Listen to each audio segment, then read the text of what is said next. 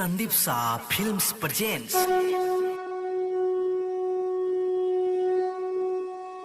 प्रेम से बोलो देवघर वाले बाबा की। बोलो ना बम चलो ना बम, बोलो ना बम चलो ना बम।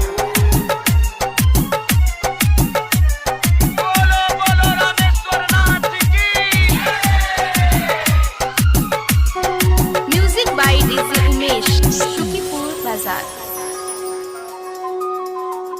पीला भोले बाबा के बूटी, रहिया में हिम्मत नहीं टूटी हो, रहिया में हिम्मत नहीं टूटी हो।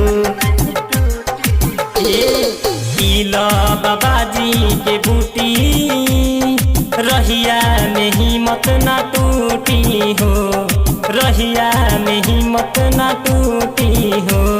साल भर पयावेला सावन के समारी, गौआ शहर जला जूटी हो।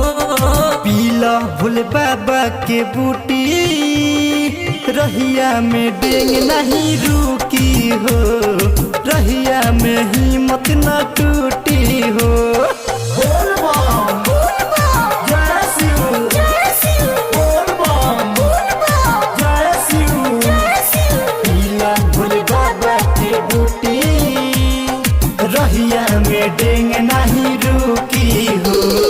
Music by DJ Umesh, Shukipur बाजार। हरी गंगा जल हो चली पैदल हो, भोले बाबा के शरण में, भोले बाबा के शरण में। हरी गंगा जल हो चल पैदल हो, भोले बाबा के शरण में। और जी लगई हो या जलवा उठाई हो, सब दुख से मिली छुट्टी हो। पीला भोले बाबा के बूटी, रहिया में डेंग नहीं रुकी हो, रहिया में हिम्मत न टूटी हो। बोल बम बोल बम जय शिव जय शिव, बोल बम बोल बम जय शिव जय शिव। पीला भोले बाबा के बूटी। Music by DJ Umesh, Shukipur बाजार। रंजीत राजा कामर लेके अइले, जाइला बाबा नगर हो, जाइला बाबा नगर हो। अर्जुन दीवाना कामर लेके अइले, जाइला बाबा नगर हो।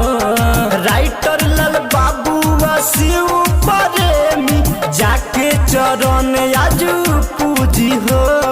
पीला भोले बाबा के बूटी, रहिया में डेंग नहीं रुकी हो, रहिया में हिम्मत न टूटी हो। Sandeep Shah recording studio Lakhaura.